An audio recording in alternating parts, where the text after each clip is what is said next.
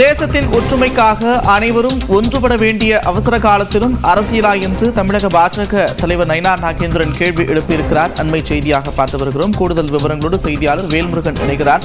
வேல்முருகன், விவரங்கள்.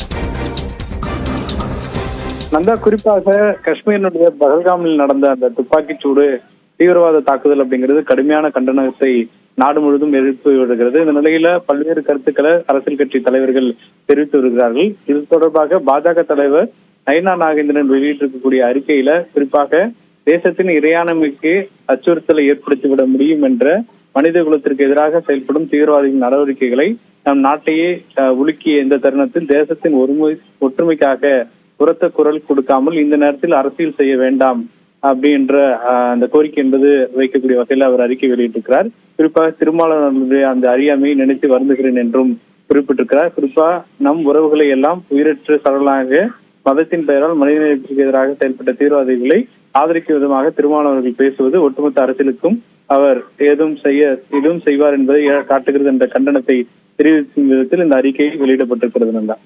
நன்றி வேல்முருகன், விவரங்களுக்கு.